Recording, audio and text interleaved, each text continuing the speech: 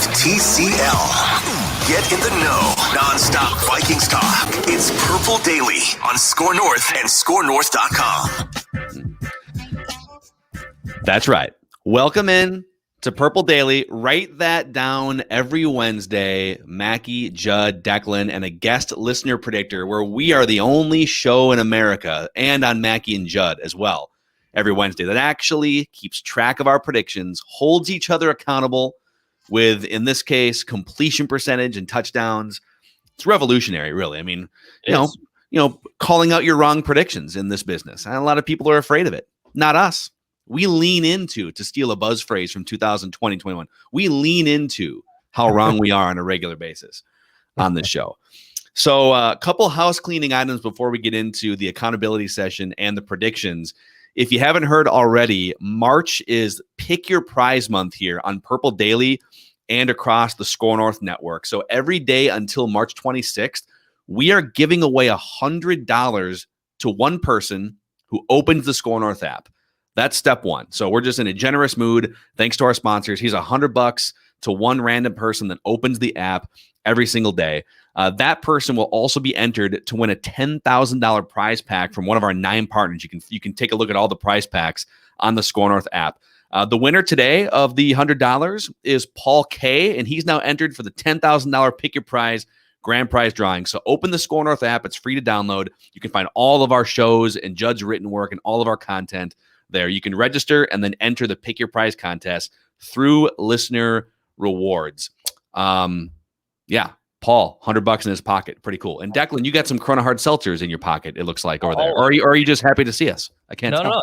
Both those. Like I said, I always like to point down to where you can get to pick your prize, and I won't point down to where the Corona Hard Seltzers. I like to tip the Corona Hard Seltzers the other way. I tip them on back because it's the only hard seltzer made with pure beach vibes, with a refreshing splash of fruit flavors such as tropical lime, mango, cherry, and blackberry lime. Corona Hard Seltzer is a tasty spiked sparkling water with a splash of natural fruit flavor that allows you to enjoy the moment. In each can, Corona Hard Seltzer has 0 carbs, 0 sugar, 90 calories, and is gluten-free. Relax responsibly. Corona Hard Seltzer, spiked sparkling water with natural flavors, imported by Crown Imports, Chicago, Illinois. Right on. All right, here's how Write That Down works. 3 Vikings or football-related predictions from everybody each week. They must be quantifiable. We keep track of completion percentage and touchdowns. And if you want to be part of the show and make your predictions, you can send a direct message to either me at Phil Mackey or Dex's tweets on Twitter if you want to participate. You can also try sending a DM to Judd, but he has his DMs closed to people that don't follow him. If you want to get involved, don't do that. It won't be good for you. Slide into Judd's DMs. Yeah, all right, let's start with Judd. Now, you might take issue and say, listen, this could still happen. And if something happens, if Big Ben like tears his Achilles and never plays a game for Pittsburgh again, which could happen, then we will revisit this. Sure. But you predicted that Big Ben has played his last game for the Pittsburgh Steelers. Well, he just restructured his contract to save them a bunch of money toward the cap, and they're going to make one more run at it with Big Ben. That's fine. Just keep in mind, a lot of time before the season starts. Yeah, old, rickety, broken down guy. Could be walking down the staircase. Who knows what's going to happen? You know what I'm saying? Never know. Could be tipping a few back. I don't know. Gets a little icy sometimes in Pittsburgh. Exactly right. All right. Okay, nothing off the board for me or the listeners or Declan. And so and by the way, we're going to have a lot more coming off the board now that free agency is starting and the draft is coming up. So there will be some checkpoints here. But I figured, once again, with the absence of things coming off the board here, let's look at some things that are still on the board. Some predictions from either this show or Mackey and Judd that are football related. Judd has predicted that the Wilfs will buy the Timberwolves from Glenn Taylor. I don't think that that's the steam right now, but how would you feel if that happened? Would you want the Wilfs to buy the Timberwolves? I wouldn't hate it. I'd love for them to, but in retrospect now, it sounds like it was actually the Taylor people that approached the Wolves and said, you want to buy the Wolves? And the Wolves were like, probably not. So in retrospect, I would like to have this one back, knowing what I know now. But if they bought him, it'd be fine. The Wolves they just bought an MLS team, right? In Orlando? And Nashville. I think they own part of the MLS team in Nashville, Tennessee, right? I'm pretty sure that. And because they tried to buy the team, they tried to get the rights to the team here, and they did not do that, and they're big soccer guys. But anyway, I'd like to have this one back because I have a feeling that the steam that we heard about this was probably never all that great. Sure. Declan, you predicted that 2021 will be PJ Fleck's last season as Gophers head coach over on Mackey and Judd. How are you feeling about that one? I feel great about that. I honestly feel great about that. No matter what happens, I think it's a no-lose situation. If they have a big, strong year, I think he's gone. And if they stink again, I think he's gone. I think this is the last year of PJ Fleck. Oh, they ain't firing him? Oh, no. I think he's just going to leave. I just think he's So going to if get they out of here. stink, he'd leave? And I don't know. Part of me, it's Well, a she's little bit gonna of find a spite. job. Me being the St. Cloud State Go Huskies graduate, I just love everyone that, he's here for the long haul. He is in the business of himself. Don't give me that hoopla. He's gone after You have to root 2021. for the Gophers. I don't have to If root he for has him, a no. bad year, he's sticking. No lose situation if the Gophers go 10-0 or 0-10 for this guy. I stay the exact same. Stay the course, baby. It's all I got to do. B Wata, as Bruce Lee would say. All right, I predicted, and this is fitting today, that Terrell Owens, I predicted this a long time ago on Mackey and Judd, that Terrell Owens will play in the XFL. That's when Vince McMahon was reopening the XFL. Well, now The Rock owns the XFL, and they just announced today that the 2022 debut, or re-debut, I guess, is sort of on pause because they're having discussions with the CFL, the Canadian Football League, about a partnership. So I'm here for this. I would love it. Terrell Owens, by the way, is going to be like 50 years old by the time this thing fires up. So I'm here for it. So are there discussions about XFL teams crossing over and playing in Canada and vice versa? Is that what we're talking about here? Maybe they combine the leagues. I don't know. Interesting. Maybe they do what the AFL and NFL did like 50, 60 years ago. And they have their separate leagues and they play each other in a Super Bowl of some kind, a Grey Cup. And then as far as a listener predictor, Kip said by week 10 of 2021, Judd will post an article calling for the firing of Rick Spielman, Mike Zimmer, and the staff. How close are you to firing off that article, Judd? Oh, not even remotely close. But I mean, it could change mightily by week 2, by week 3. I mean, right now I'm not calling for heads. I'm wondering what they're doing. But I mean, Kip, I like how Kip gave this a lot of room to breathe. You know, let's say they get off to a terrible start, and then let's say, through week 9, they've won 3 games. Kip's going to win here. I am, 1, not going to recall this, and 2, I'm not going to not call for heads just to prove Kip wrong. So, So with that, here are the 2021 season stats. I'm leading in both categories: 42% completions and 3 touchdowns. Judd, 40% completions, no touchdowns. Declan, 33% no touchdowns. Listeners, still not on the board. All right, let's get our guy in here. He is David, or better known on Twitter as YouVikeThat, one of the great Twitter handles of all time. David, welcome back to the show, man. Are you ready for this? Yeah, I'm ready. I'm excited. Are you checking down? Are you throwing deep? What kind of strategy? I know you mentioned the YouTubers want more check down Teddy, but I think I'm going to be Jeff George today and throw it up to Randy Moss. gunslinger. You're good. Oh, man. Good arm, too. Good arm. Those passes are all going 45 to 50 yards. Oh, yeah. All right, so here's how this is going. We're gonna make 3 trips around the room. We'll start with David. We'll go to Judd, Declan, and back to me, Phil Mackey. Your predictions have to be football related in some form, and they have to be quantifiable in some way. So, David, you throw the first pass. All right, so I'll preface this by saying I have a soft spot for the city of Detroit, and Motown and techno music started there, but kneecap eating Dan Campbell and the Lions will go 0-6 in the NFC North next year. I love that. I think that's an outstanding prediction. Write this down. He's Tim Brewster, I think. Dan Campbell, man. Yeah, that would be an accurate, I think. Is your chili, what did Brewster used to say? Do you like your chili hot or something? It's chili hot. All right, bud. Dan Campbell. Yeah, what a kneecap off, baby. What a knucklehead. All right, over to Judd. Riley Reef will not be back with the Vikings next season. Wow. Riley Reef, because of the salary cap implications, they will not be able to come to terms on a new contract, and he will not be back. Write it down. You like writing things down. Wow, bombshell from Judd. Well, I'm taking the opposite approach with Judd there. write this down. Not only will Riley Reef remain on the Vikings roster in 2021, but his cap hit will be no higher than $10 million. Ooh. So I'm saying he remains on the roster, and his 2021 cap hit will be no higher than $10 million. Write that down. Write that down. I would think that means it's at least a 2-year contract then, so they can push some money out, right? Because he could hit free agency and get. I would think he could hit. Well, I was gonna say he could hit free agency and get paid as a competent left tackle, but like not that many teams have a ton of money, and there's all kinds of free agents that are gonna be hitting the streets that aren't yet on the list. So we'll see. All right, write this down. A credible report, as determined by the group here, will surface between now and next week's, write that down, about restructure discussions between the Vikings and Kirk Cousins. So a credible report, whether it's a Rappaport or a Shefty or a Pellicer or whatever it is, or anyone with a blue check mark on Twitter that claims to have had work published on Bleacher Report, like that one guy. Yeah, didn't you sneak that one through? He did. I did. Yep. A credible report. Guys, since by the way, Yeah, interesting. He'll break. He's laying in the weeds. Okay, he's okay. he's gonna break some more stuff next week. it's a Phil Mackey plant is what he Write was. this down. All right, back over to David. All right, this one's hopefully not too confusing, so I'm just going to read it. I wrote it down on my screen here. So there will be a wide receiver that will be there at 14, and the Vikings will either pick a different position or will trade down at 14, and that wide receiver will have a 1,000-yard season as a rookie. Wow. Okay, so you're basically saying the Vikings will pass on a wide receiver that has 1,000 yards as a rookie in the first round.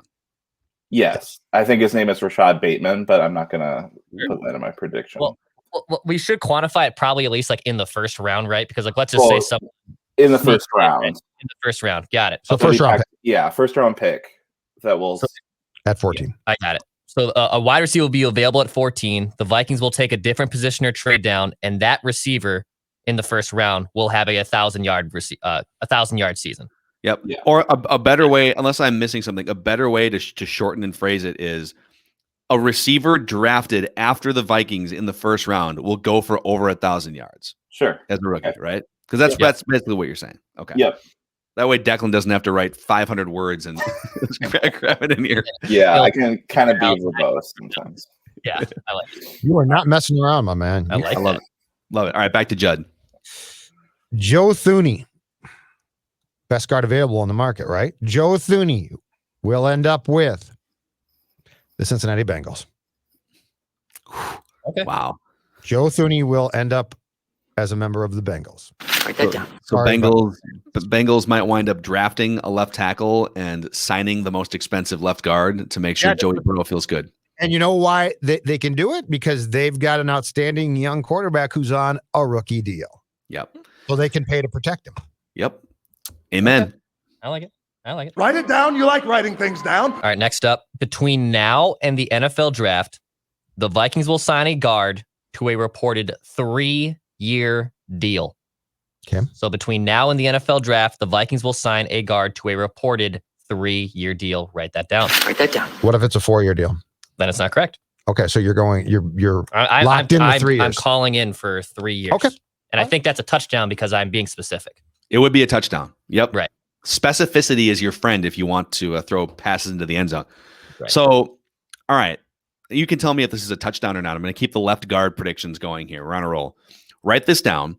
The Vikings will sign a left guard by the end of March who was released sometime on March 10th today or later. So what I'm saying is the left guard that they will sign is not yet available to be signed, but will be cut by a team sometime today or going forward. So I'll read it one more time just so you can get it. Yep. Okay. Vikings will sign a left guard by the end of March who was released sometime today or later. I just think there's going to be a lot of new bodies, big, large, massive 300-pound bodies available to be signed. I don't disagree with that. And I'm not talking about our quarantine bodies. I'm talking about actual football. I I was don't gonna know say- what you're talking about. I think I lost weight in the last year. Shut up. Yeah. Well, you did have COVID, so I did have COVID, and I think my liver has probably shrunk a little bit, but that's expected. Wow. Quarantine or not. all right. Back to David. Your final prediction. So my last one's more of a Larry Brown question. So I do have a question that comes off the board this year, but this one's more of a long term. It could happen this year. It could happen in 50 years. So I don't know if you want that question or not. No, throw it out there, and we All can right, help. I'm going to throw it out there. I'm going to make it really simple. The Wolves will win a championship before the Vikings. Wow. No, I think it's fine. Okay. I say it's Wednesday. All right. Why would you say such a thing? Because they're going to bottom out. The whole problem with the Vikings is they're good but not great always. Yeah. And they'll have a new owner. I was going to mention that, but I just kept it simple. That they're going to have a new owner next year, or Glenn Taylor will have a minority ownership or whatever. But yeah. Can I piggyback and just jump in with my final prediction here, because it piggybacks off that prediction? Yeah. Mackey and Judd and Purple Daily will both be canceled by the time that prediction comes off the board. Write that down.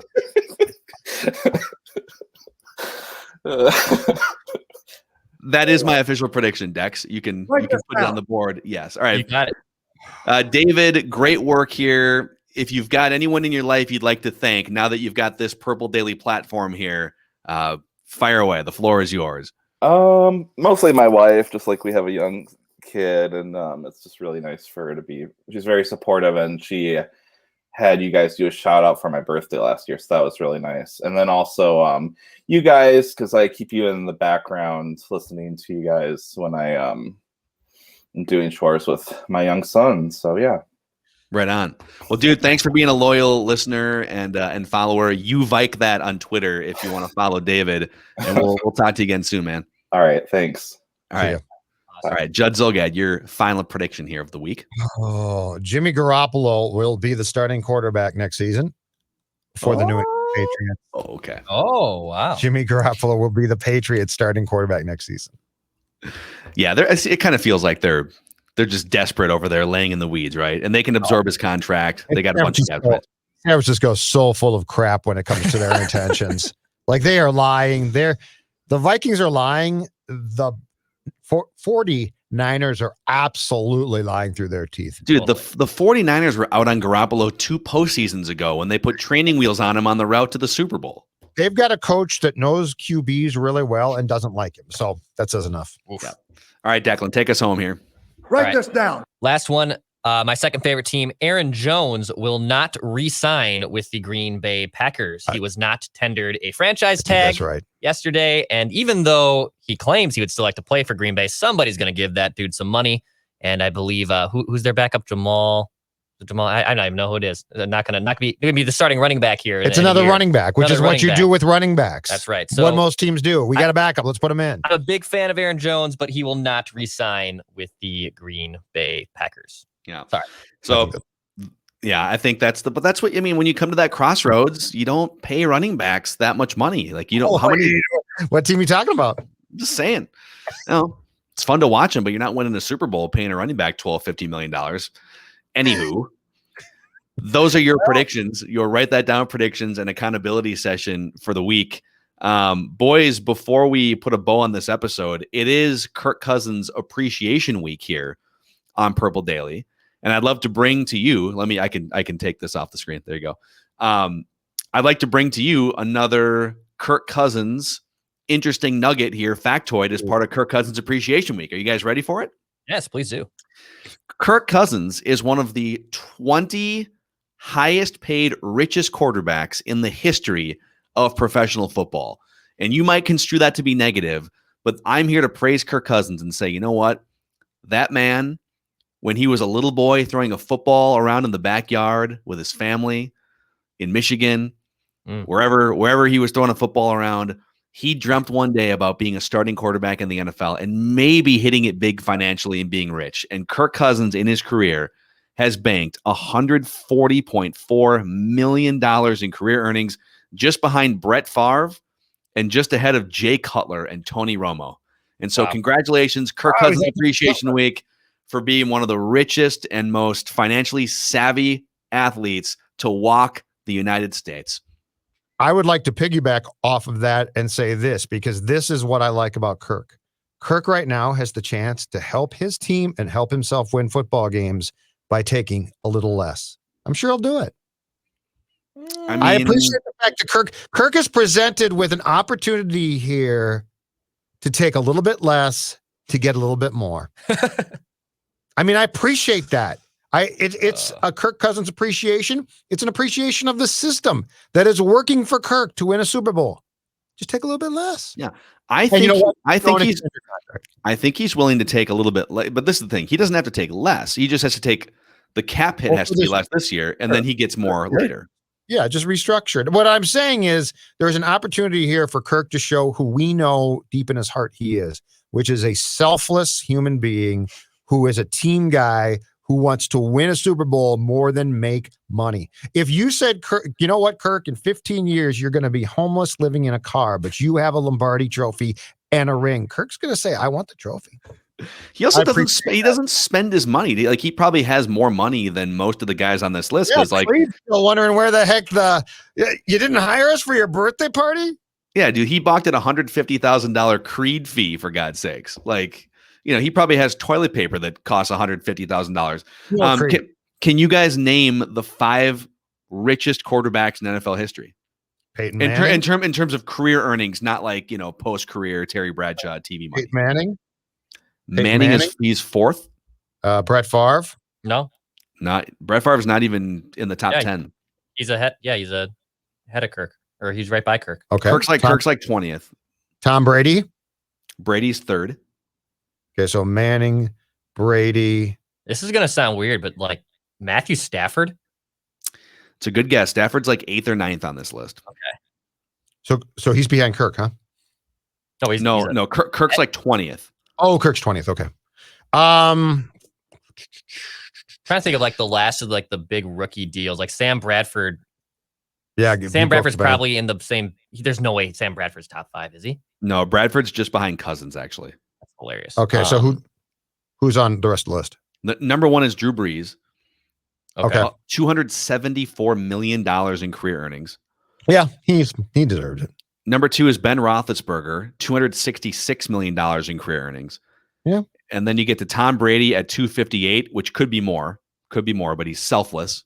And that's how he wins championships. Yeah, I'll give it. Yeah, that's fine. Yep. Tom Brady, Peyton Manning. Peyton Manning, $247. Then Matt Ryan at $246 million is 5th. I wouldn't have got that one. Well, yeah, he was one of those. Yeah. He was on the last rookie deal. So, I mean, he's been in the league for a long time. So I wouldn't have guessed Matt Ryan. I wouldn't have guessed him, but it makes sense. But you know what? The good thing about Matt is when Matty Ice has a second half Super Bowl lead, it's safe. It's so safe. So safe. The rest of the top 10 is Aaron Rodgers, Phillip Rivers, my guy, Phillip Rivers. Phillip Rivers has $242 million banked. He's going to need all of that to send his 14 kids to college at some point. He also played for like 18, 19, 25 years. So yeah. That's a good career. And then Eli Manning, Matthew Stafford, and Alex Smith sneaking in at $210 million. Really? Yeah. Career earnings. Yeah, got the big contract wow. Alex Smith. Good for him. Aggressive. Hey, any final words for Dan Bailey, by the way? Pour one out for Dan Bailey. Pour a Corona Hard Seltzer out. Yeah, you know what? I have. It went wide right. Yeah. I have final words, but it's not for Dan Bailey. It's for our friends who call Egan home at TCO Performance Center. And my final words are this. At some point in time when it comes to this position, right? A very specialized, and I understand kickers drive you crazy because these big fat guys or really in shape guys work their asses off. And then it comes down to a skinny guy's foot. I get the fact that it is a odd thing. But that being said, when you look at the history of Zimmer and Spielman, but especially Mike since he got here in 2014, and the men that have kicked for him, at some point in time, I think it's absolutely imperative that Mike Zimmer looks in the mirror at home and says, it's me, not you, right? I mean, honest to God, look at how these guys, the Blair Walshes and the Daniel Carlsons, and now poor Dan Bailey, who, by the way, came here as the most effective, percentage field goal kicker, I think, in history at the time. Mm-hmm. Look at how they've fallen apart at some point. And who is the new guy again? Who's the guy that they signed? I can't even remember his name. Greg Joseph. Okay. Greg Joseph has not kicked full time since 2018. How is Greg Joseph supposed to survive the wrath of Zimmer, though? He's jacked. But I mean, at some point, doesn't somebody have to pull Mike aside and say, Mike, when it comes to kickers, it's you. It can't always be them. Like, and Kai Forbath was fine. Who thought they could improve on Kai Forbath? He made one of the biggest kicks in franchise history, or they don't win the Saints game, and the miracle in Minneapolis never happens, okay? Dude, Greg Joseph is jacked. Oh, my God. So, I'm going to pull it up here. So this is not a referendum on Dan Bailey. It is a referendum on how the Vikings have gone about conducting themselves when it comes to kicker. And let's go back among the smartest moves. And this guy drove you crazy, I know, as a coach. But Brad Childress, who could build a roster, right? He signed Hutch. Dude, look at this guy. He's jacked for a kicker. Those are nice arms. Well, you know what? Get Zimmer in a headlock in training camp and tell him, I don't want to hear from you. I'm the kicker here. I don't want to hear from you. But anyway, so Childress signs Hutch to play left guard, right? He has a good defensive line. And what's the other thing he did? They signed our buddy Ryan Longwell because they were sick of, hey, Paul Edinger's our kicker now. Hey, it's Morton Anderson showing up, right? Like, let's get a kicker. Why just find a kicker and pay him and keep him? This musical kicker thing. This guy might be jacked. He hasn't kicked in the regular season since 2018. I still trust him. How do I clear Greg Joseph shirtless out of my browser history? That's why you use private browser. So you found nothing? Like you didn't find something of him shirtless? Go back to that picture. How ripped do you think he is shirtless though? Like the arms are nice. I wouldn't officially call them guns, but they're very nice arms. Guns. Those are guns. I don't know. I call those guns. I think a gun. Guns. He doesn't scare me. Guns scare me. Like the guns are big. I don't know. What? Those are some. Go back. Go get the picture back up. I closed out. Hold on. Give me a second here. But those are some absolute pythons, dude. Those are nice arms. I don't know. I'd call them guns. Okay, what would? But you know what? Use every bit of strength that you have in training camp day one to get Zimmer in a headlock and tell him, I never want to hear from you. I don't want you. If you're a kicker, it might help to mix in leg day once in a while. Just going to throw that out there. Those aren't guns to you. Those are some arms, Judd. I want to know what your definition of guns are. I'm going to tell you right now. Because those are nice. Those are nice arms, and I appreciate the pecs. The definition of guns, though, are more bulging veins from the upper arm. I'm leaving this podcast right now. It's more bulging. It's when those veins bulge. Between your cool whip and your bulging biceps. You asked me. We're learning a lot about you in the last 48 hours, man. You asked me. On tomorrow's episode of Purple Daily, Judd talks about bulging discs. All right. We'll see you guys next time on Purple Daily.